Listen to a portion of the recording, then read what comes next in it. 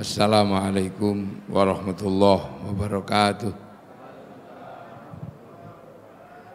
Bismillah, alhamdulillah, wassalatu wassalamu ala rasulillah Sayyidina Muhammad ibn Abdillah wa ala alihi wa ashabihi wa azwajihi wa dhurriyyatihi wa ahli baitihi wa man tabi'ahum bi ihsan ila yaumil qiyamah. Para alim, para ulama, para kiai, Ketua Majelis Ulama Indonesia Batang, Ketua Forum Komunikasi Umat Beragama, lesep nyenengan wingking, seluruh tokoh yang hadir yang saya hormati, yang sangat kita banggakan, Bapak Bupati yang telah mampu menggabungkan versi musik dengan alat ala Timur Tengah dan ala Batang.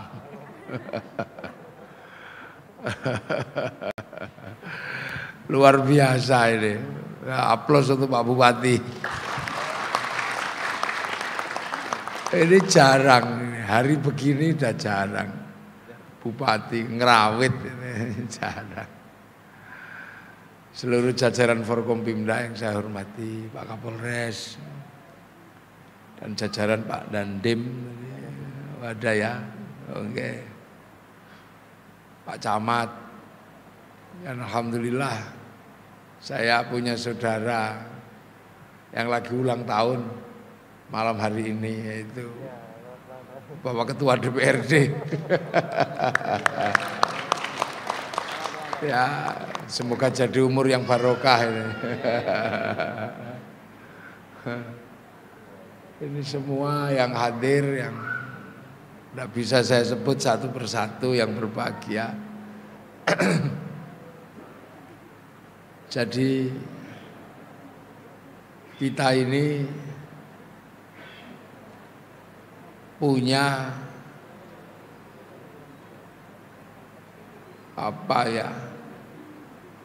punya satu kehidupan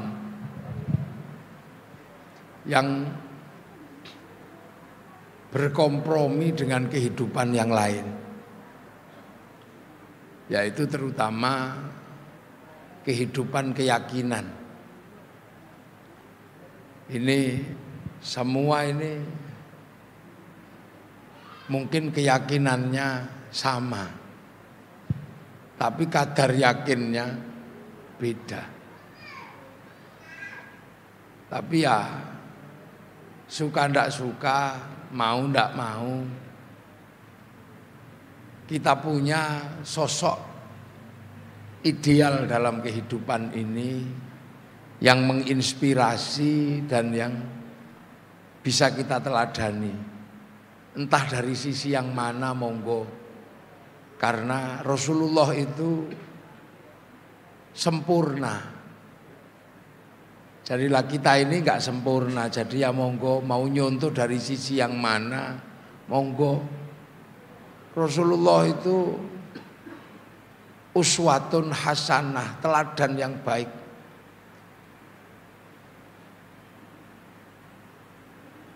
Terus Rasulullah itu punya akhlak yang terbaik. Jadi dari segala sisi semua manusia bisa mengambil ibrah, mengambil contoh. Nah cuman yang nyontoh ini kan pas-pasan. Makanya ya nggak ada yang bisa nyontoh secara komplit. Jangankan nyontoh Rasulullah, di Batang ini penggemar Rhoma Irama aja nyontoh Rhoma Irama susah. Ada yang cuman nyontoh jenggotnya tok, ada yang cuman bisa nyontoh potongan rambutnya, ada yang cuman nyontoh tas galungan tasbih, ada yang nyontoh nyanyi dangdut. Nah apalagi yang akan kita bahas ini Rasulullah, manusia terbaik, makhluk terbaik. Nah kita ini cermin retak. Makanya cermin retak itu kadang tidak bisa mencontoh secara utuh. Jadi maka kita bisa melihat dinamika umat Rasulullah ini macam-macam. Ada yang jadi model NU, ada yang jadi model Muhammadiyah, ada yang jadi model LDII, ada yang jadi model apa itu Rifaiyah, Qadiriyah, Syadziliyah. Itu semua ya karena tidak ada yang bisa komplit nyontoh Rasulullah. Apalagi kalau kita sudah berbicara tentang Rasulullah ini sebagai nabi penyempurna, nabi-nabi Allah. Itu bukan sesuatu yang mudah. Makanya kita malam hari ini ngaji yang ringan-ringan saja. Oh, usah yang berat-berat karena kita ini nanti tak ajak ngaji yang berat-berat. Wah, semple kita ini. Loh iya. Pak Kapolres nyontoh Rasulullah ya nggak bisa komplit. Sholat duha mungkin nggak bisa Pak Kapolres, karena kalau jam duha harus ngantor, nggak bisa. Mungkin bisa nyontoh Rasulullah ya sholat 5 waktunya bisa, itu pun kadang molor-molor karena tugas. Nggak bisa. Pak Camat itu rajin sholat duha ya nggak bisa. Rajin sedekah ya nggak bisa. Camat kok rajin sedekah ya kena gratifikasi.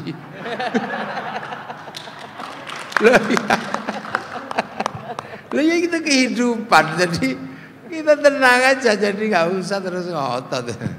Itu yang selawatan itu ya nyontoh baca sholawat gitu. Tapi nyontoh yang lain mungkin juga nggak bisa. Nyontoh kedermawanannya ya belum bisa karena mungkin nggak punya uang. Itu. Pak Bupati ini penguasa, pemimpin tertinggi di Batang. Nyontoh loman bisa, tapi nyontoh beristri 4 nggak bisa. Sama. Jadi nggak bisa. Bukannya nggak bisa, nggak berani. Iya, mungkin berani, tapi ibu bupati lebih berani. Jadi ya itulah. Jadi orang tidak ada yang komplit. Siapa yang bisa komplit nyontoh Rasulullah?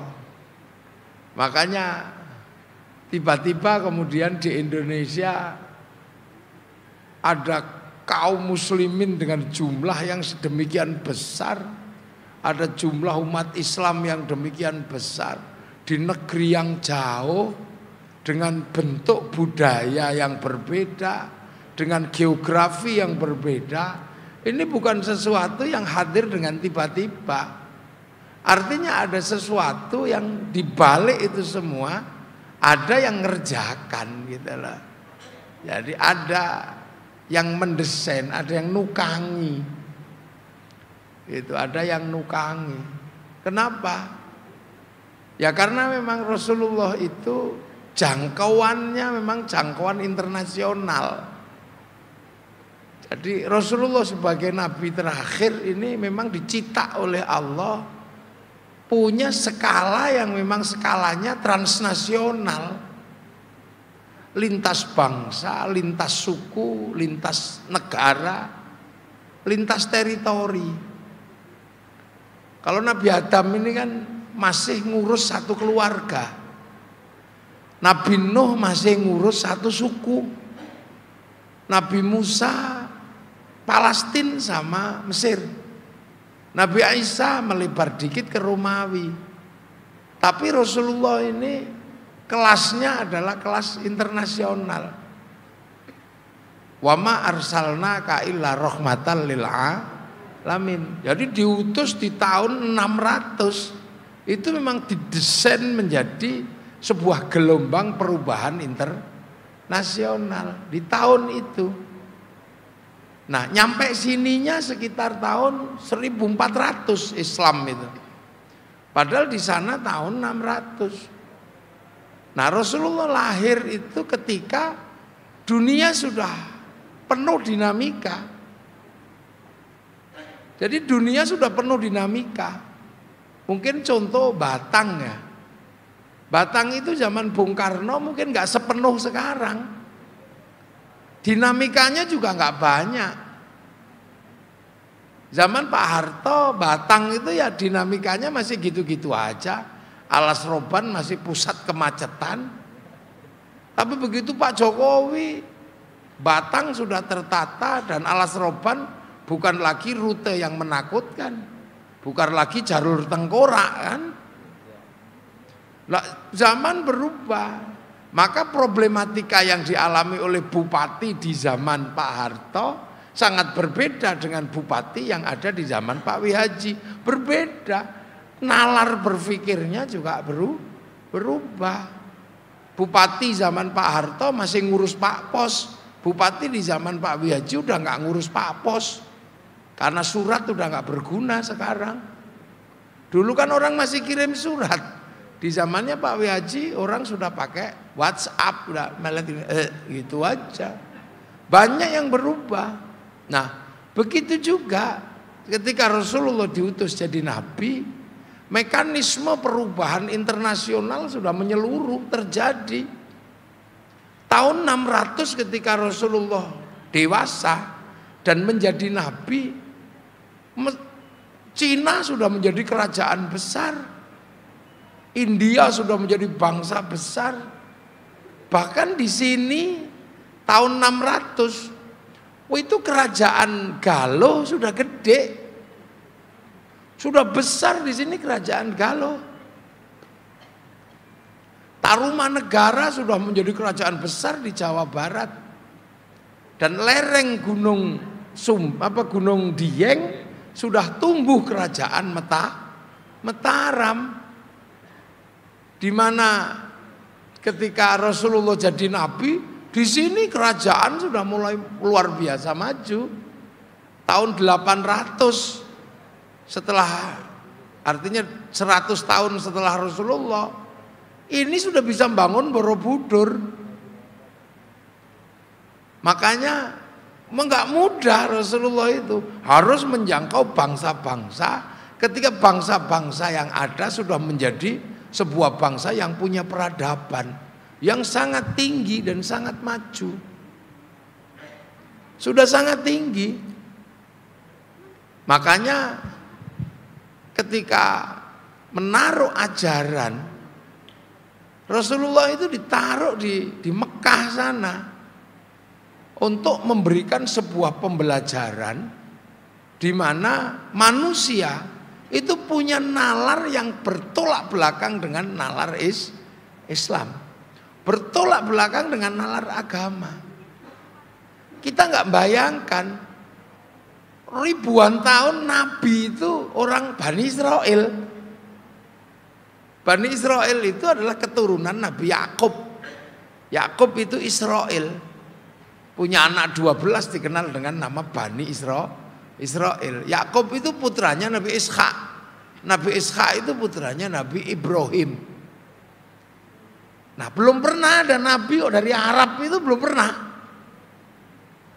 Makanya laqad kana lakum fi laqad ja'akum rasulun min anfusikum. Anfusikum itu artinya dari kalian orang Arab. Sekali-sekalinya dari Arab itu. Nah, karena tidak pernah ada tradisi nabi dari Arab, maka orang Arab itu nggak kenal nabi. Makanya ketika nabi itu menyatakan diri, aku nabi apa? Orang Arab nggak kenal. Makanya ketika nabi mengaku sebagai nabi ya dilawan, diusir. Contoh paling sederhana saya di sini. Saya hadir nggak perlu khawatir. Dari mulai Pak Bupati, Pak Kapolres, Pak Dandim, semua ngerti, kiai itu ngerti. Karena sudah diajari oleh kiai yang sebelumnya. Jadi konsep kiai, konsep ulama itu sudah dikenal sama orang Batang. Jadi ketika saya datang ya disambut-sambut, disalam-salami, selfie biasa. Karena orang sini sudah ngerti kiai. Tapi masyarakat Irian pedalaman yang nggak pernah dikasih kenal tentang kiai, jangan salah. Ketika saya masuk ke sana mungkin dikira tim pemburu babi. Loh iya. Iya, karena mereka nggak kenal konsep kiai. Nah, di Mekah itu waktu itu nggak kenal konsep nabi, itu nggak kenal. Nabi itu yang ngerti ya pemegang kitab suci. Nah, yang megang kitab suci itu posisinya di Filistin. Orang Yahudi, orang Nasrani, sama di Madinah. Di Mekah nggak ngerti wong penyembah berhala. Dia pagan, dia penyembah berhala. Dia nggak ngerti nabi, nabi ngopo, nggak ngerti. Gitu lah. Dia penyembah berhala. Yang ngerti cuma 2 orang, satu namanya Bukhaira, satu yang namanya Warokoh bin Nufel. Ya cuman itu aja yang tahu. Liannya ngerti ini dukun, ngerti ini penyair, ngerti ini orang kaya gitu, dia nggak ngerti nabi. Makanya ketika nabi itu menisbatkan aku nabi, orang Arab nggak ngerti. Bayangke panjenengannya, suruh jadi nabi di kampung yang orang nggak ngerti nabi. Menjelaskan posisi nabi itu sulitnya luar biasa. Makanya ketika orang sana menolak, Rasulullah berdoa, Allahumma hdi qaumi fa innahum la ya'lamun. Ya Allah, tunjukkanlah umatku karena mereka nggak ngerti. Jadi ketika Rasulullah diusir itu bukan karena semata-mata orang Arab itu memang brengsek, ya nggak ngerti. Belum lagi ajaran Islam itu ajaran yang bertolak belakang dengan struktur sosiologi, antropologi Arab. Orang Arab itu kan Tuhannya patung. Tiba-tiba Rasulullah mengajarkan Tuhan itu nggak kelihatan. Kan itu pusing orang Arab. Patungnya biasanya banyak, tiba-tiba Rasul itu mengatakan Tuhan itu ada, tapi nggak kelihatan. Apa nggak rumit itu orang Arab? Biasanya Tuhannya banyak, dikasih Tuhan satu itu kan pusing. Ini tiba-tiba Matlata, Hubal, Manat, Uzza, nggak ada semua. Udah cuman satu, nggak kelihatan. Gimana? Nggak bisa paham. Gitu loh. Nah, yang kedua disuruh ibadah. Coba, biasanya kan kalau beribadah kan patungnya ada, serem. Kan pede kalau Tuhanku sujud-sujud. Lah ini terus tiba-tiba nggak ada. Bayangkan, cuman gini terus. Makanya ya nggak mudah, nggak cuman di zaman itu, bahkan sampai hari ini juga susah, iya kan? Sholat itu kan sulit. Ini wajah tu wajhiyah, tapi begitu melek kita lihat jam dinding, kita lihat sepatu ruku bolong, telinga kita malah dengar bakul bakso, kan sulit. Jangankan zaman itu, sekarang aja susah. Loh. Makanya kemudian cuma diajarkan ubudullaha ka'annaka tarahu fa illam takun tarahu fa innahu yaraka. Ya sudahlah, yang penting kamu merasa melihat Allah. Kalau kamu nggak lihat Allah, yakin Allah lihat engkau. Akhirnya sholat itu enak, yang penting merasa dilihat Allah. Allahu Akbar, inni wajjahtu wajhiyya. Oh ya sudah, nyari-nyari nggak ketemu, yang penting jangan lupa kita dilihat Allah. Ya gampang. Akhirnya kayak kita tenang sholat karena merasa dilihat Allah. Makanya sholat itu nggak apa-apa. Allahu Akbar, ding ding, bakso boleh, yang nggak boleh itu 3 mangkok pak, nah nggak boleh. Lo itu pelajaran susah. Nanti kapan-kapan kalau waktu Isra Mi'raj tak jelaskan sulitnya ngajari sholat. Jadi sampean pikir terus ngajari sholat itu gampang. Wah itu sekolahnya bertingkat-tingkat itu. Dari ka'annaka, dari aqrabu min hablil warid, panjang sampai 5 sekolahan itu. Kapan-kapan kalau masih Isra Mi'raj tak jelasin biar gak ribut itu. Tuh. Di Arab itu nggak ada air.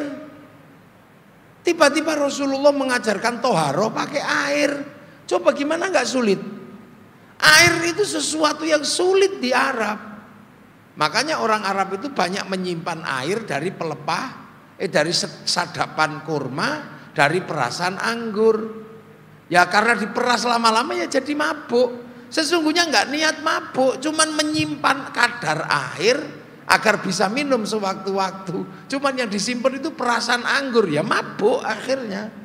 Sesungguhnya itu cadangan air, bukan niat mendem, itu enggak. Makanya. Nah, air susah, disuruh toharo.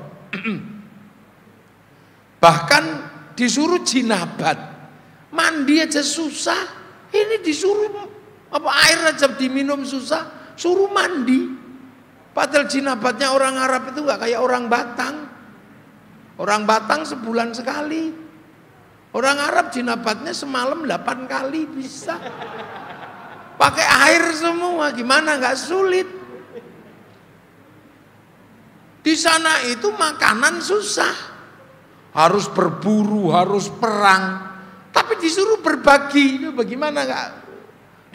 Makan sendiri aja susah. Malah diminta berbagi zakat, berbagi sedekah. Di sana itu panas.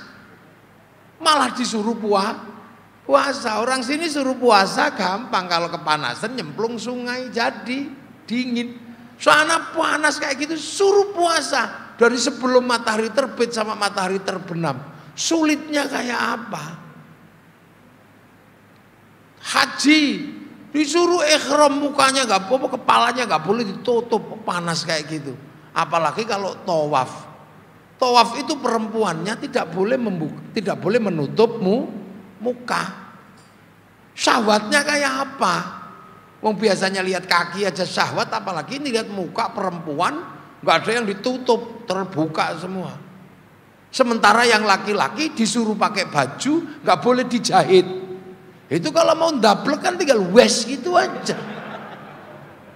Jadi sistem pembelajarannya ini bertolak belakang dengan mekanisme sosiologi antropologi Arab.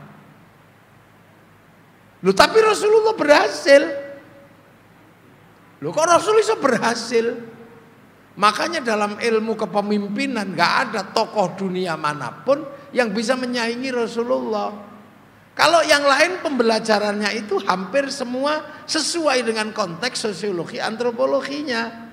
Tapi Rasulullah terbalik. Makanya Islam itu dijelaskan ja'a ghoriban wa sayaudu ghoriban, terasing dan akan pergi dengan asing itu. Karena waktu itu terasing betul, aneh. Dan Rasul berhasil. Kenapa Rasulullah berhasil? Karena menggunakan sistem pendidikan percontohan, bukan pembelajaran dalam pengertian pengetahuan. Rasulullah memberi pembelajaran dengan percontohan. Artinya apa? Terjadi pola kehidupan antara Rasulullah dan para sahabat, berbagi rumah, berbagi waktu, berbagi tempat 24 jam. 24 jam sahabat itu bareng Rasulullah. Dan Rasulullah itu jalankan dulu, baru orang disuruh sholat, ya shollu kama ra'aitumuni usolli. Loh, Rasulullah itu yang jalan. Jadi Rasulullah itu tidak duduk memberikan pembelajaran. Saudara-saudara, kita itu begini. Jadi enggak melakukan mau'idatul hasanah, tapi uswatun hasanah. Nah, sekarang ini yang banyak nyontoh itu adalah mau'idah hasanah. Uswatun hasanah, penteladanan jarang terjadi. Loh, makanya sampean lihat hadis itu betapa dekatnya Rasulullah dengan sahabat. Amarona Rasulullah sallallahu alaihi wasallam. Aku disuruh sama Rasulullah. Dekat kan? Disuruh kok. Nahana Rasulullah sallallahu alaihi wasallam. Aku dilarang sama, ya deket dong, dilarang sebelahan gitu. Kunna ma'a Rasulullah sallallahu alaihi wasallam naf'alu. Aku bersama Rasulullah menjalankan. Ra'aitu Rasulullah sallallahu alaihi wasallam yaf'alu. Aku lihat Rasul menjalankan. Loh. Sami itu aku mendengar. Yang jauh itu kan yang haddatsana sama yang akhbarona. Aku dikasih kabar. Nah, itu biasanya hadisnya orang Badui. Deket. Nah, persoalannya adalah sistem kehidupan Rasulullah yang komunal bersama para sahabat ini Nah, itu terduplikasi di Indonesia. Terduplikasi di sini namanya pondok pesantren. Terduplikasi, kiai santri itu hidup bareng persis kayak Rasul. Berbagi waktu, berbagi rumah, berbagi makanan. Sampai kiainya itu diomeli bunyai, santrinya itu denger. Loh, yang nyontoh itu kan pesantren, hidup bersama itu komunal kayak begitu. Kalau nyontoh yang lain aja mudah, nyontoh cingkrang gitu ya tinggal dipotong itu cingkrang. Nyontoh jenggot ya yang penting jangan dicukur ya jenggot. Tapi yang paling berat itu kan nyontoh watak komunalnya Rasul bersama sahabat. Dan itu ada di Indonesia yang namanya pondok pesantren. Lah kenapa mekanisme itu kok diperlakukan?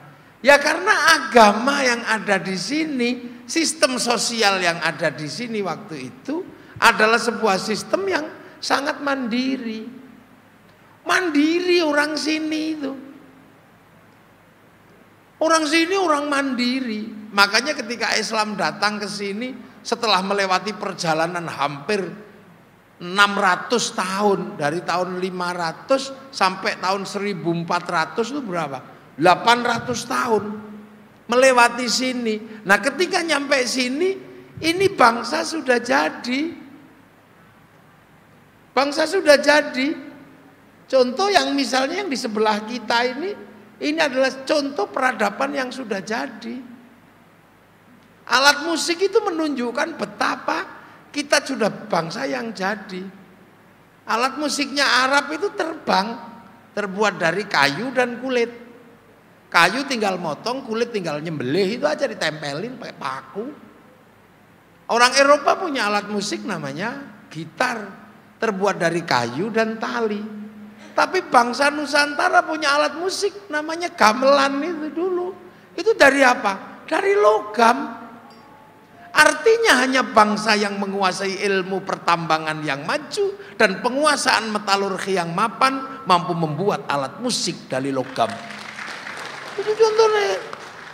Ya, contoh. Jadi makanya kita ini yang orang lain memiliki, kita juga punya. Sejarah-sejarah besar kita punya. Kisah cinta yang melegendanya orang Eropa, Romeo Juliet. Di Cina ada Sampai Ingtai, di Arab ada Kais dan Laila. Di sini punya kita. Andi-andi Lumut, Roro Mendut, Prono Citro. Punya kita, jadi jangan menganggap bahwa kita nggak punya. Di sana punya kisah ibu tiri yang kejam menghasilkan cerita Cinderella. Kita punya bawang putih, bawang merah, pleteng kuning, pleteng abang. Kita punya. Itu. Ledole si ande lumut temurunono putri kang unggah-unggahi. Lho kan itu. Putrine kang ayu rupane, leteng abang iku kang dadi arane. Busibu kula mboten mudhun, busibu kula mboten purun, najan ayu sisane si yuyu kang. Loh, kita punya. Kita punya, kata siapa kita gak punya? Di sana punya orang kuat namanya Samson, di Arab punya orang kuat namanya Sam'on. Kita punya Bantung Bondowoso. Loh, komplit. Jadi apa yang kita nggak punya? Loh, itu menandakan bahwa ketika peradaban rahmatan lil alamin itu datang, dia mesti negosiasi. Jadi makanya jangan pernah kita membayangkan Islam yang datang ke sini itu Islamnya orang goblok. Jangan. Wah, Islamnya orang cerdas yang datang ke sini. Kenapa? Karena ketemu dengan peradaban yang sudah jadi. Udah hebat. Coba ketemu Mojopahit kok. Pusat peradaban penguasa 2/3 dunia. Angkatan lautnya, angkatan daratnya, kepolisiannya, Bayangkaranya Majapahit itu yang dipimpin Gajah Mada, nggak ada yang bisa menaklukkan. Angkatan laut yang dipimpin Lembu Nala penakluk 2/3 dunia, bahkan sampai semenanjung Korea ditaklukkan. Sehingga yang buka hutan di daerah Kimhae itu namanya Surowareng, itu di Korea Selatan. Itu jangan dikira kita ini bangsa. Kapal-kapal induk kita waktu itu 4 kali lipat kapal induknya Mongolia. Kapal induknya Mongolia sanggup ngangkut 1.500 tentara, 500 kuda. Kapal induk kita 2.500 tentara, 1.500 kuda bisa diangkut karena kayu di alas roban besar-besar. Sekarang nggak ada. Saya lagi nyari ini mau tak bikin masjid. Loh, besar kita ini. Lembu Nala. Angkatan daratnya ke Buah Nabrang. Siapa yang bisa mengalahkan? Makanya jangan salah kalau kemudian pasukan Bayangkara menjadi inspirasi kepolisian untuk hadir menjadi pembela negara dengan nama Korps Bayangkara yang diteruskan Pak Kapolres ini. Makanya hari lahir polisian, hari lahir Bayangkara. Loh itu. Tentara nasional luar biasa. Loh itu kan sesuatu yang kita ada di depan mata kita. Makanya tidak mudah diceritani agama. Ya udah ngerti orang sini, wong wis duit Gusti Allah. Diceritani tentang surga, ya orang sini nggak terlalu tertarik. Surga itu airnya mengalir, batang pusat air. Diceritani minum dari madu, alas roban pusat madu. Ceritani minum susu, orang sini nggak suka minum susu. Iya kan, ceritani banyak buah-buahan di surga, di sini pusat buah-buahan, mulai dari cipluan sampai apa aja ada. Jadi jangan pernah kita membayangkan, sampai pikir orang sini itu ketika tahun 1400 Islam datang itu ini dalam keadaan bodoh. Tidak. Kita punya bahasa aja sampai hari ini menjadi bahasa paling rumit di seluruh dunia. Jadi sekarang orang Arab bilang rus, orang Inggris bilang rice. Orang sini kalau masih di sawah kecil wine, kalau sudah gede pari. Kalau sudah dipanen gabah, wite damen. Loh, kalau sudah digiring, giling beras. Kalau cuil-cuil menir. Kalau dimasak sego, buntel godong lontong, buntel janur kupat, diublek-ublek bubur, silite gosong intip, garing ra kepangan karak. Betapa kita punya itu semua. Detail bangsa ini, gitu lah. Jadi makanya ketika di sana dengan konsep komunal kehidupan sahabat masuk sini ketemu dengan peradaban yang sudah mapan. Di sana ketemu orang Arab, sini ketemu bangsa yang berbeda-beda. Ada bangsa Jawa, ada bangsa Sunda, beda-beda. Agamanya macam-macam, gitulah. Diajak berbicara tentang kekuasaan, Majapahit kuat. Diajak berbicara tentang perang, jago perang. Diajak bicara ekonomi, Majapahit kaya. Makanya kayak Pak Bupati kan sama kan. Waktu nyalon bupati ngajak omong orang pinter susah. Kalau ngajak omong yang bodoh-bodoh gampang. Itu kasih sembako beres. Iya kan? Tapi yang pinter-pinter ya gagasan. Calon-calon camat itu kalau ketemu bupati ya berbicara gagasan. Bukan berbicara paket sembako. Nah sama juga wali ketika bertemu dengan ulama-ulama Islam, ketemu dengan pemimpin-pemimpin negeri ini, yang dibicarakan ya bukan kok terus apa hantu gitu yang nalar.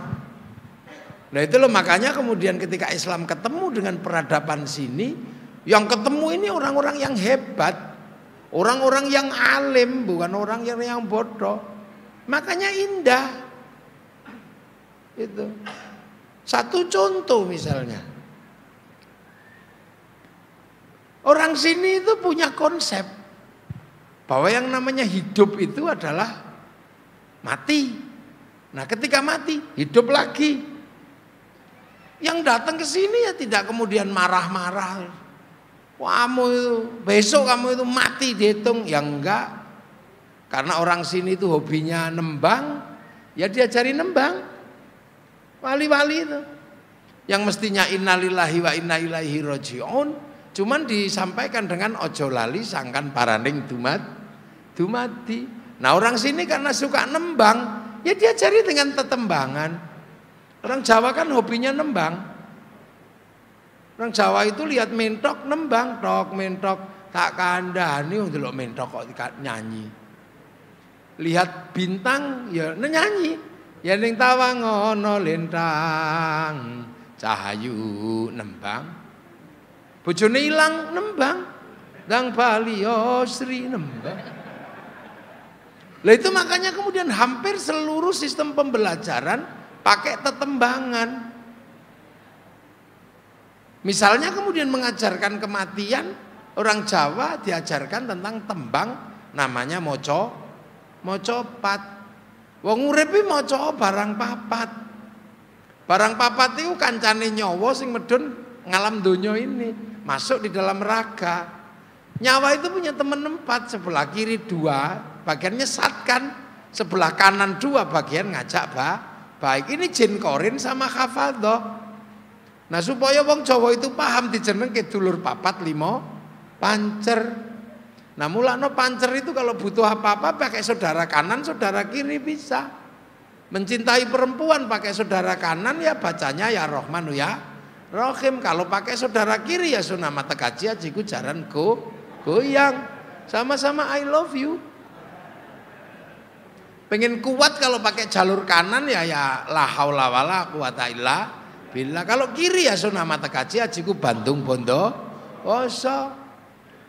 Kalau pengen kaya pakai jalur kanan ya sholat duha ya Fatahu ya Rozak. Kalau pakai jalur kiri ya bawa ayam cemani naik Gunung Kawi. Ya sama-sama. Makanya kiai sama dukun itu sama. Lah ya kiai sama dukun sama. Kalau tirakatnya sama-sama kuat ya dukun ya mandi, kiai ya mandi. Sama-sama terangnya. Itu. Cari ayam hilang ya ke kiai ya ketemu, tak kok dukun rata wates ya ketemu. Cuman padangnya sih sama-sama terangnya beda. Yang satu terangnya lampu, yang satu terangnya kebakaran rumah. Sama-sama kelihatan. Cari ayam itu pakai baterai sentolop itu ya ketemu, pakai belarak digendel diobong ya ketemu. Ning lampu nih masih utuh, belarak entek kok. Obong ini kan cara strategi yang luar biasa. Saya jelasin ini karena lihat gamelan itu aja. Itu salah satu strategi.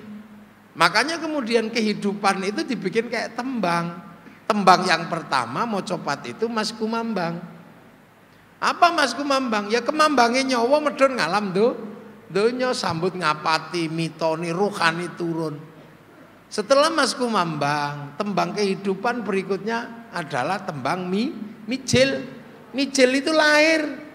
Diakekoi kalau lahir lanang ya 2, lahir perempuan wedhuse 1. Kalau lahir banci ya 1,5 kan. Nah itu mijil. Setelah mijil kinanti lah. Kecil-kecil itu sangoni kanthi agama, kanthi akhlak, bangun TPQ, bangun TPA. Untuk apa? Ngajari akhlak, ngajari agama. Karena anak kecil harus dikinanti santi agama kanthi akhlak. Lolos disangoni agama kinanti akhlak, kesusul tembang sinom. Bakal dadi cah nom wis mulai ndablek. Apalagi nek wis bar sinom tembange asmara.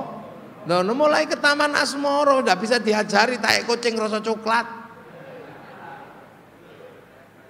Lho nek wis bar asmara ndono gambuh, bakal jumbuh lanang wedok bangun rumah tangga nikah.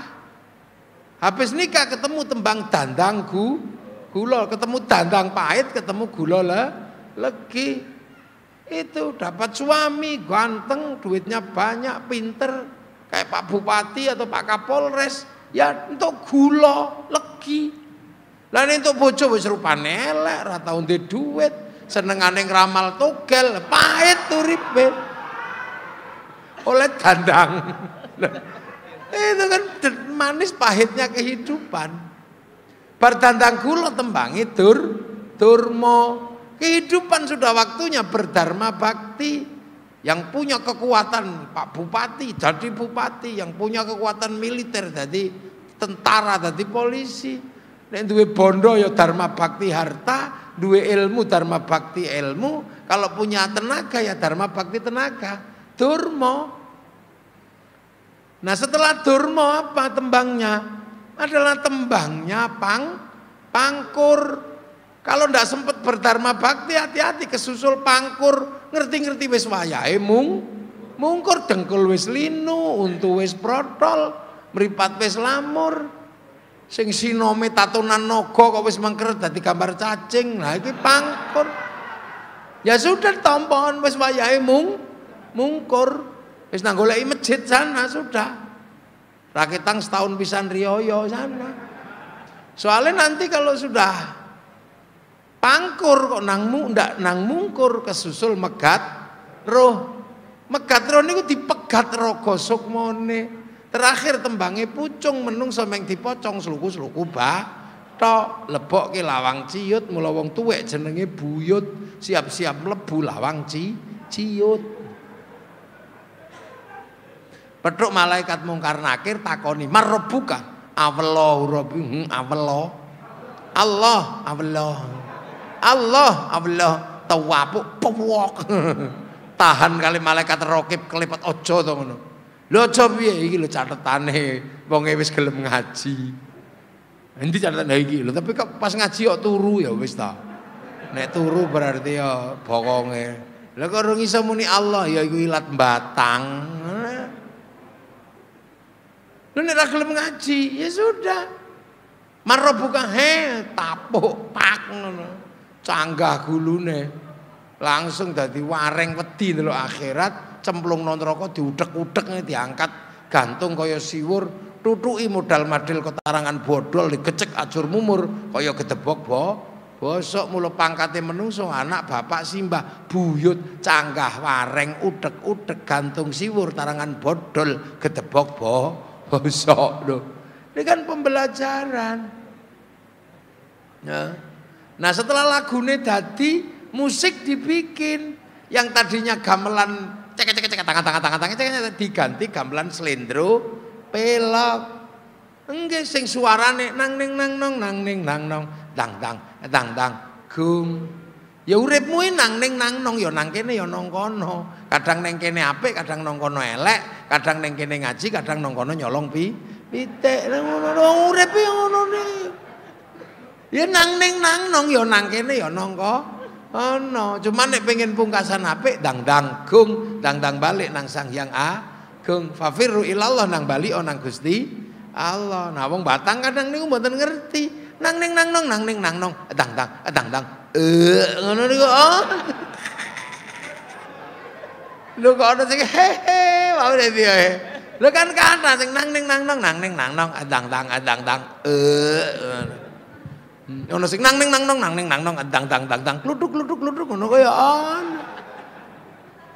Ya urip nang ning nang nong. Itu pembelajaran yang luar biasa.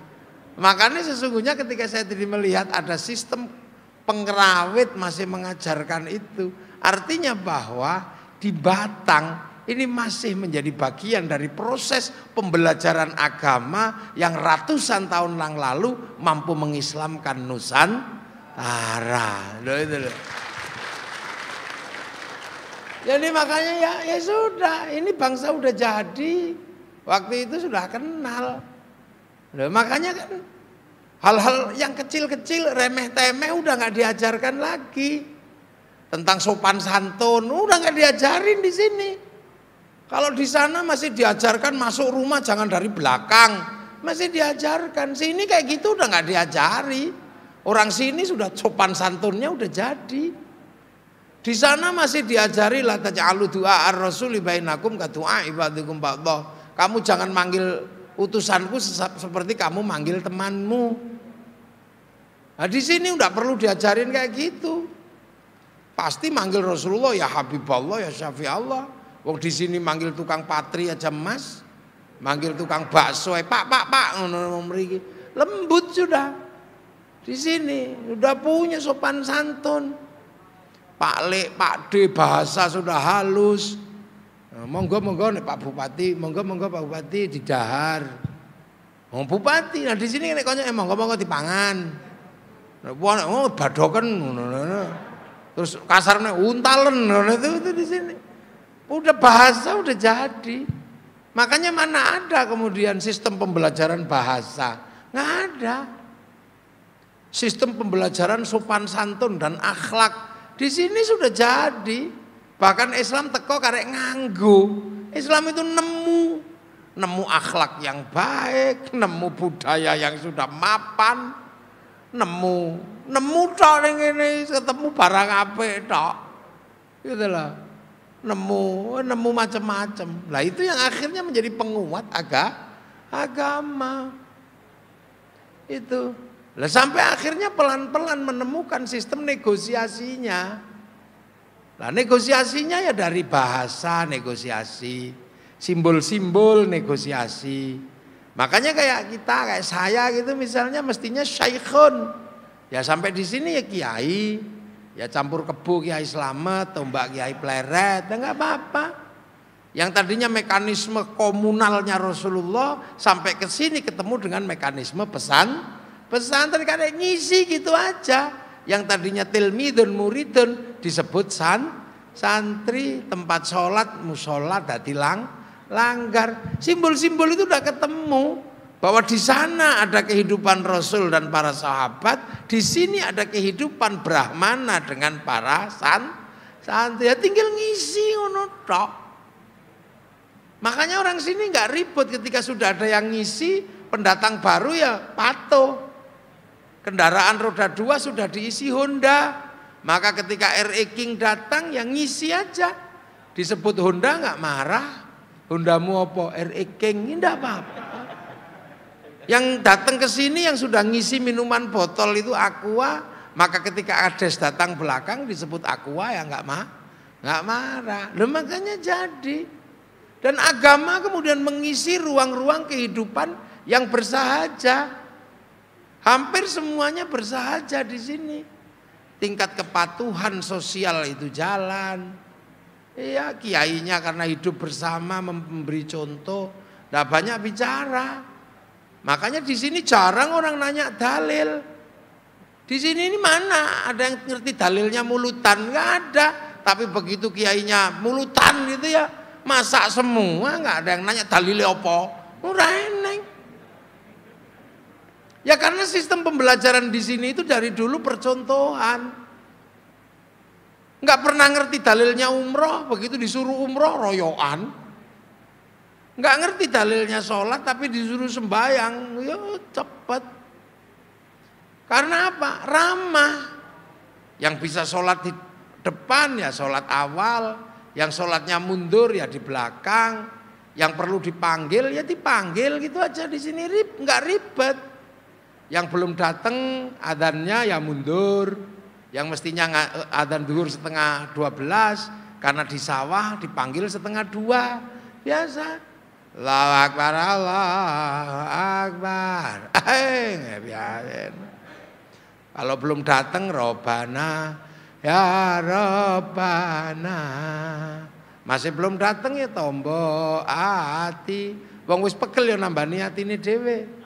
Kalau masih nggak datang baru marah kiainya. Diuruki jangan jalan. Betapa kita punya Islam yang bersahaja. Karena apa? Berangkat dari Islam percontohan. Makanya Islam di zaman Rasul itu ya dicontoni. Sehingga kita bisa melihat potret kehidupan di zaman Rasul itu indah, nyenengno. Itulah. Nyenengno Pak Bupati, Rasulullah nyenengno. Ada orang datang kepada Rasul. Ya Rasul, apa kangen? Kangen Kang, ya. Lah terus aku punya puisi, boleh nggak aku baca puisi di depanmu ya Rasul? Apa? Puisi cinta. Ya udah bacakan. Yang satu, Assalamualaikum, Assalamualaikum Zainal Ambiya, Assalamualaikum. Yang satu, gantian aku. Mana? Anta Syamsun, anta Badrun, anta Nurun. Gitu Rasulnya nyeneng, no, nggak terus marah, no. Nah, ya udah makasih, ambil serbanku, kasih serban. Anak kampung dua lari sambil ye. Makanya kalau ada orang sholawatan sambil ngibarkan ye nggak apa-apa. Wong dulu sahabat ada yang dikasih serban saking senengi ye gitu ya ada. Dikejar sama sahabat yang orang sahabat sekitar Rasulullah. Kamu nyuri ya? Enggak. Kamu nyuri? Enggak. Aku tadi ngalem Rasulullah nggak malah aku dikasih ini. Kalau kamu nggak percaya besok ya orang sekampung datang ke sini muji Rasul. Minggu berikutnya datang orang sekampung muji Rasul. Nah di antara rombongan ada yang bawa kendang, maka kemudian muji-muji Rasul sambil bawa kendang, tung tutang tung. Nah di antara rombongan itu bawa kendang. Nah di dalam situasi kayak gitu, sahabat Ali masuk, sahabat Utsman masuk rame. Tapi tiba-tiba di tengah keramaian sahabat Umar datang marah. Terbangnya dibanting sama Sayyidina Umar. Ya udah berhenti. Makanya semenjak itu ada yang mengatakan bahwa terbangan dalam sholawatan nggak boleh. Karena Sayyidina Umar banting terbang. Nah itu. Ayo, jangan ngawur. Terbang itu dibanting sama Sayyidina Umar. Makanya jangan nyalahin kalau ada orang mengatakan sholawatan kok terbangan. Nggak boleh, benar karena Sayyidina Umar banting kendang. Tapi istimbat hukumnya ahli sunnah wal jamaah kan beda. Seluruh sahabat bisa menjadi hukum. Nah itu yang banting kan Sayyidina Umar. Tapi satu orang, tapi di situ kan ada tiga, ya nggak apa-apa. Rasulullah, Sayyidina Ali, Sayyidina Utsman. Ya di voting 3 lawan 1. 1 nggak boleh, tapi 3 boleh. Makanya boleh terbangan kan gitu. Loh, di voting. Lah sebabnya apa Sayyidina Umar kok banting kendang? Sayyidina Umar memang orangnya nggak suka nyanyian. Orangnya keras itu aja, jadi nggak suka dengan terbang kayak gitu, nggak senang. Mana ada orang kayak Sayyidina Umar, Hajar Aswad aja dimarahi. Kalau aku nggak lihat Rasul nyium kamu, nggak sudi aku nyium kamu katanya. Sayyidina Umar itu keras orangnya, nggak ada lembut-lembutnya. Kalau baca Quran, Bismillahirrahmanirrahim, Alhamdulillahirabbil alamin sambil nangis. Orang dengernya serem. Lah tapi kalau Sayyidina Utsman lembut, Bismillahirrahmanirrahim. Kok tadi enggak Allah? Ayo tadi wedi kan? Berarti sampean memang jenisnya bukan orang keras. Coba kalau sampean memang jenisnya keras, Bismillahirrahmanirrahim, Allah, pasti gitu. Maka tadi kan enggak bunyi. Berarti orang Batang, orang lembut. Makanya kalau yang keras-keras pasti bukan orang Batang biasanya. Itu loh, makanya saking kerasnya itu loh Sayyidina Umar itu. Sampai Sayyidina Ali itu ketika masih hidup itu bernadar, orang kok keras kayak begini kalau mati ditanya malaikat mungkar nakir jawabnya apa? Makanya ketika Sayyidina Umar meninggal kuburannya kan di kuping sama Sayyidina Ali. Loh itu denger wong wali sama-sama walinya. Malaikat mungkar nakir aja sopan, Assalamualaikum, salam. Siapa itu? Mungkar nakir ya Umar. Ada apa? Mau nanya apa? Marrobuka. Ya Allah, apalagi udah nggak jadi itu aja. Lah itu nyeneng ke. Makanya Rasul itu ya karena percontohan, jadi ngadepi yang berbeda-beda ya enak aja. Lah ya, Rasul lagi ngaji begini, tiba-tiba dari depan masjid itu ada bilang, mati tuh. Yang lain kan marah. Itu. Sama sekarang misalnya tiba-tiba ada orang dari itu, ji gitu. Coba, gak mangkel sampean. Sama Rasulullah tiba-tiba, Muhammad gitu. Sahabat lian itu siapa? Orang nggak punya sopan santun. Coba sekarang ada yang gitu, pasti tampiling sama Satpol PP itu. Coba jajal. Sama zaman segitu dia manggil mat gitu ya, sahabat lian itu sopo gitu. Akhirnya Rasulullah tahu, ya sudah suruh masuk akhirnya. Nah, udah masuk katanya. Akhirnya begitu disuruh masuk, mat apa? Aku pengen kencing. Ya udah carilah tempat kencing. Enggak, aku kencing di sini aja. Langsung di depan Rasul di dalam masjid kencing gitu aja.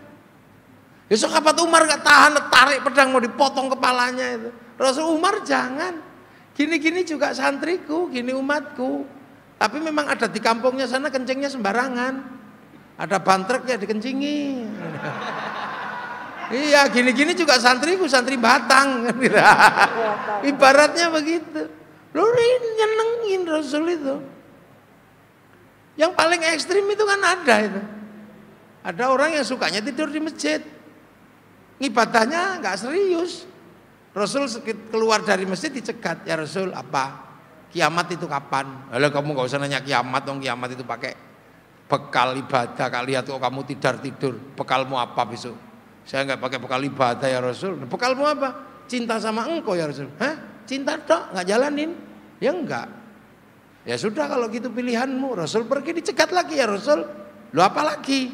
Enggak, aku kan udah jujur. Aku sayang sama engkau ya Rasul. Aku cinta. Aku mau nanya, engkau cinta sama aku enggak? Ya iya, wong kamu cinta sama aku, masa aku enggak? Nah, kalau Rasul cinta sama aku, masa Rasul mau tega ninggal aku di neraka? Ya mungkin. Ya udah, kamu senang sama aku, nanti kamu di surga bareng sama aku. Man ahabbani kana ma'i fil jannah. Lu asbabul wurudnya di situ kan itu.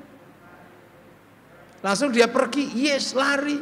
Sayyidina Abu Bakar denger kayak gitu kan, terus loh, kok ada orang nggak pakai modal gitu masuk surga, cuman modal seneng tak.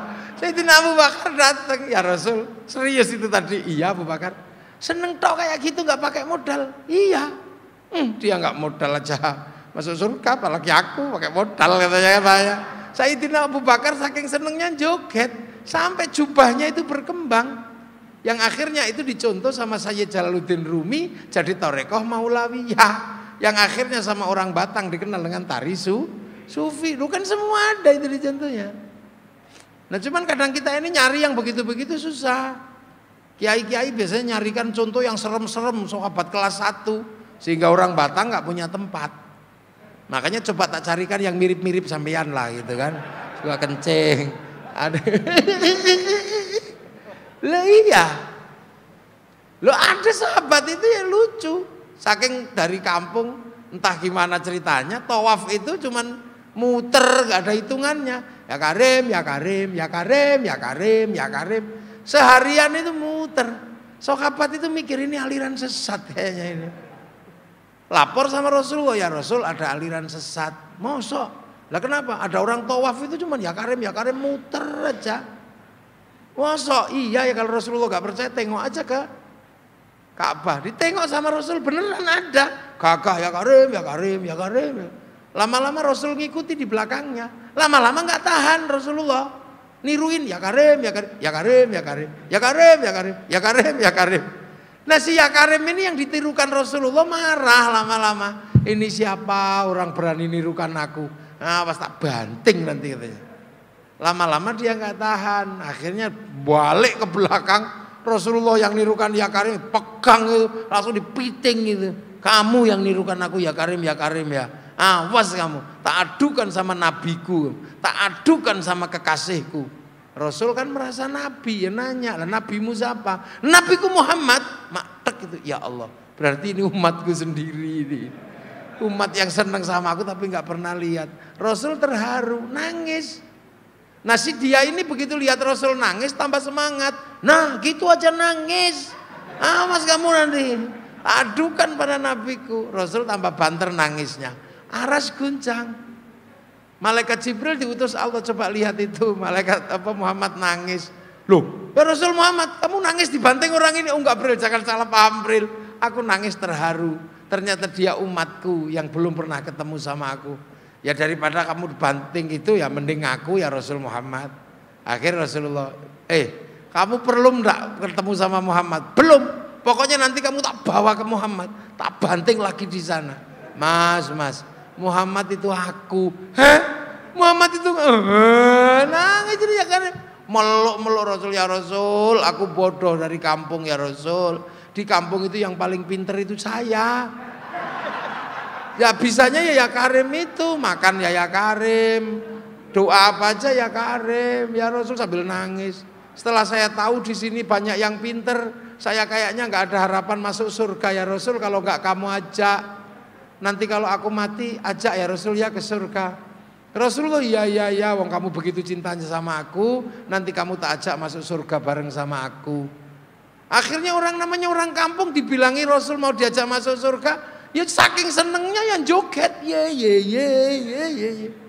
Allah bilang sama malaikat Jibril, ya Jibril bilangi sama Muhammad, orang itu walaupun nanti diajak masuk surga bareng sama Rasul Muhammad, tapi bilangin dosanya tetap tak hitung. Mas, kamu jangan seneng dulu. Kata Allah dosamu juga nanti dihitung. Apa ya Rasul? Dosaku dihitung sama Allah. Setelah engkau ajak aku masuk surga, Allah masih ngitung dosaku. Suruh ngitung. Gak takut aku. Awas Allah kalau aku dosanya dihitung. Loh kenapa? Pokoknya kalau dosaku dihitung sama Allah aku gak takut loh. Terus gimana kamu gak takut? Enggak. Pokoknya kalau aku diajak ke surga sama engkau ya Rasul, dosaku dihitung sama Allah. Awas, Allah tak ajak hitung-hitungan nanti. Duh kok Allah kamu ajak hitung-hitungan gimana? Iya, pokoknya kalau dosaku dihitung Allah tak ajak hitung-hitungan. Seberapa besar dosaku, kan kuhitung dengan seberapa besar pengampunan Allah. Kalau Allah Maha Pengampun, nggak mungkin dosa gini aja kok dihitung. Kalau dosa gini aja dihitung, nggak usah pakai gelar Maha Pengampun. Maha Pengampun, oh gini aja dihitung katanya. Rasulullah tambah nangis ya ini ya Karim, tak kira goblok ternyata pinter. Loh, menyenangkan loh, makanya jadi umat Rasulullah di sini. Ketika para wali datang, nyenengke, nggak marah-marah, nggak pokok. Dan semuanya tahu bahwa yang punya kapasitas menjadi rahmatan lil alamin itu Rasulullah. Maka ada apapun dikembalikan aja kepada Rasulullah. Satu contoh. Ketemu bangsa yang berbeda, ketemu suku yang berbeda, ketemu peradaban yang demikian besar, akhirnya apa? Ya dikembaliin aja sama Rasul. Bahwa manusia di Indonesia yang berbeda suku, berbeda bangsa, berbeda agama, dikembalikan sama Rasul supaya dimong sama Rasul sendiri dalam jaminan Rasulullah. Lah Rasulullah punya jaminan apa pada orang yang jauh, yang berbeda-beda? Rasulullah mencita-citakan tentang struktur masyarakat yang namanya kullukum ra'in wa kullukum mas'ulun an ra'iyati. Kalian semua adalah orang yang saling bertanggung jawab. Konsep manusia yang saling bertanggung jawab disebut dengan konsep ra'iyah, di mana hidup berbeda bangsa, berbeda suku, saling bertanggung jawablah. Konsep ra'iyah itu diterapkan di Indonesia sehingga kita dikenal dengan konsep rakyat. Ra'iyah diserap ke bahasa Indonesia menjadi rakyat, dan satu-satunya bangsa muslim dunia yang sanggup menyebut warga bangsanya dengan sebutan ra'iyah hanya ulama Indonesia. Loh. Jadi makanya kalau kiai-kiai di sini toleran, kiai apa itu bukan karena mengadaptasi demokrasinya orang Eropa. Ada kan yang mengatakan orang Indonesia toleran karena mengadaptasi demokrasi Yunani. Bukan, karena apa? Ya karena kita ini dititipi ra'iyah, dititipi konsepnya Rasulullah namanya rakyat. Rakyat itu konsep baku dari Rasulullah, bukan konsepnya PKI. Jadi kita ini saling bertanggung jawab karena apa? Karena kita sesuai dengan yang diinginkan Rasulullah tentang terbentuknya masyarakat ra'iyah.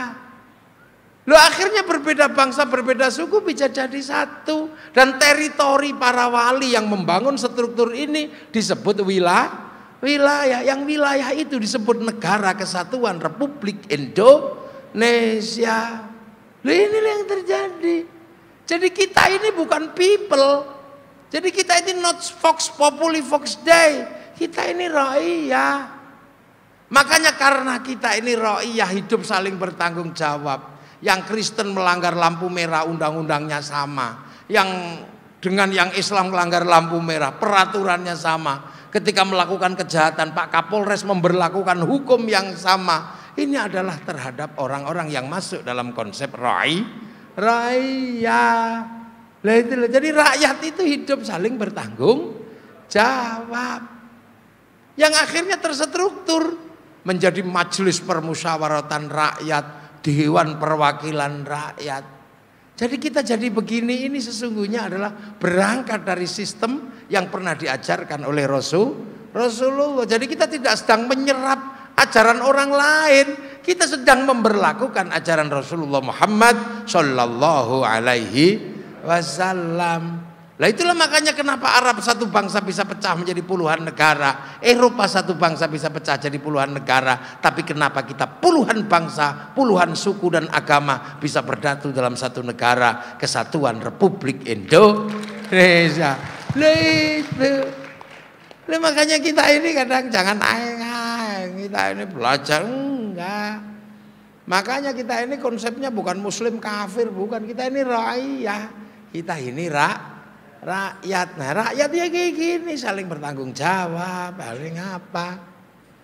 Nah, makanya lah yang dulu menjalankan praktek itu yang membangun adalah para wali. Makanya teritorinya disebut wilayah. Nah, hari ini yang berani mengatakan kami penerus para wali siapa? Ya santri. Yang lain malah bertanya wali itu buktinya apa? Tapi santri hari ini mengatakan kamilah penerus para wali. Lah itu makanya kalau kemudian para wali ini ya makamnya yang menghasilkan wilayah ini ya harus diziarahi oleh para pemegang wilayah. Makanya Pak Bupati, TNI, Polri harus sering ziarah makamnya wali karena memegang kekuatan dan kekuasaan untuk mengelola wilayah. Jangan sampai lupa dengan pendiri wilayah yaitu para wali. Nah, itu matur nuwun gitu aja Mbah. Ternuwun Mbah. Makanya satu ketika Pak Bupati juga harus mengirimkan seluruh makam wali kalau khol itu dari anggaran kabupaten kambing apa sapi ini kan gitu. Karena tanpa para wali kita nggak punya wilayah. Sebutannya itu wilayah, bukan lain-lain. Wilayah itu bahasa baku daerahnya para wali. Nah itu. Loh, makanya Islam di sini bersahaja, indah. Gitu, punya jangkar dan punya kaki. Sehingga ketika ini rada bakasannya bupati ya. Ketika tiba-tiba ada dukun ya di Amerika itu, tapi ya kita nyebutnya dukun aja paling gampang. Kalau orang Amerika nyebutnya sosiolog, namanya Samuel Huntington. Dia ngeramal namanya class civilization, perang peradaban. Ujungnya Amerika sama Cina. Nah, perangnya pakai agama. Nah, bagi negara-negara, kelompok-kelompok politik yang tidak punya jangkar agama, pusing. Karena masa depan dunia nanti perangnya agama. Maka yang nggak punya jangkar agama mereka investasi. Investasi apa? Ya investasi agama. Nah, agar investasi agama maka mereka harus punya komoditas dan pasar. Nah, maka lahirlah komoditas-komoditas baru, produk recycling. Yang di-recycling dari kalangan kaum muslimin yang sudah dihilangkan oleh peradaban. Ada khilafah, ada Syiah Sunni, ada lihyah. Ini adalah sesuatu yang di-recycling. Itu kan. Nah, pasar harus dibuat. Agar pasar menerima, maka pasar harus dibikin tidak kenal dengan produk recycling itu. Caranya tidak kenal, ya jangan dikenalkan dengan sejarah. Makanya kemudian santri-santri yang punya sanad ngerti, oh itu sudah pernah terjadi dan gak laku. Tapi bagi orang-orang yang tidak punya akar sejarah, lompatnya terlalu tinggi, langsung kembali pada Quran Sunnah, gak ngerti bahwa itu sesungguhnya sudah pernah terjadi dan gagal. Itu loh dalam konsep ilmu sosiologi modern dikenal dengan black market religion, pasar gelap agama. Khilafah. Nah, ya kita santri ya wis tahu lah itu. Zaman Sayyidina Husain, zaman Papa. Udah tahu lah, makanya tapi yang nggak ngerti, ini khilafah alamin haji Rasul, bukan itu khilafah takririyah. Kamu kalau nggak mau khilafah hati-hati kamu. Nggak, ini benderanya la ilaha illallah. Kami juga udah punya, kalau ada orang mati ditutup pakai bendera la ilaha illallah.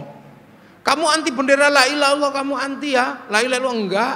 Kami tahlilan setiap hari pakai la ilaha illallah. Tapi kalau bendera kami nggak mau. Bendera PKI Palu Arit kami nggak mau. Tapi kalau kami ke sawah tetap pakai arit, pergi nukang pakai palu. Itu nggak bisa. Makanya santri selamat. Suriah makan satu produk khilafah, jebol bangsanya. Iran Irak makan satu komoditas nerima namanya Syiah Sunni, jebol. Afghanistan nerima satu komoditas lihyah bab jenggot, perang. Kita nyantai-nyantai aja sampai hari ini. Kenapa? Karena kita punya kekuatan Islam yang berakar pada akar sejarah yang kuat terhadap bangsa Indonesia. Lah itu. Lah kalau sudah kayak begini aja udah jalan. Sholawatan aja jalan.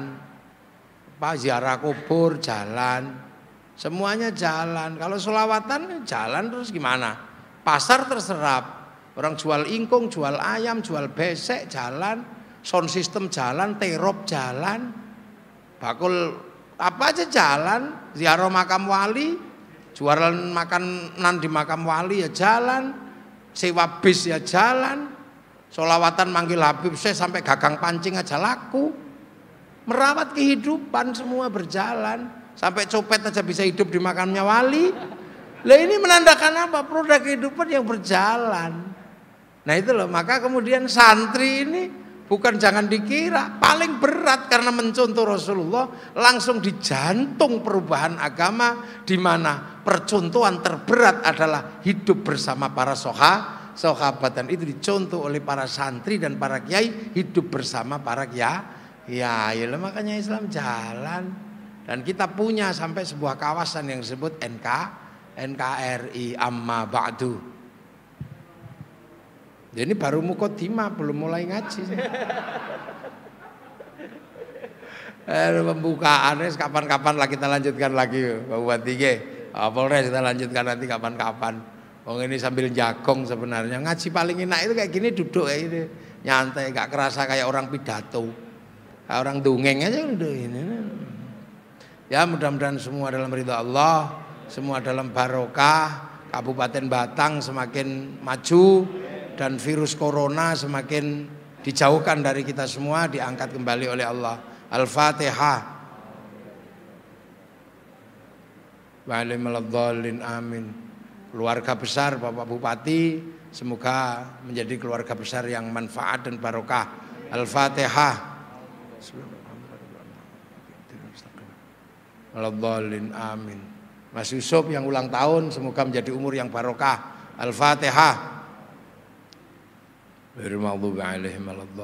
Amin. Pak Kapolres dan Pak Dandim semoga diberi keluasan jabatan, kenaikan pangkat, dapat pangkat yang sesuai yang diinginkan. Al-Fatihah.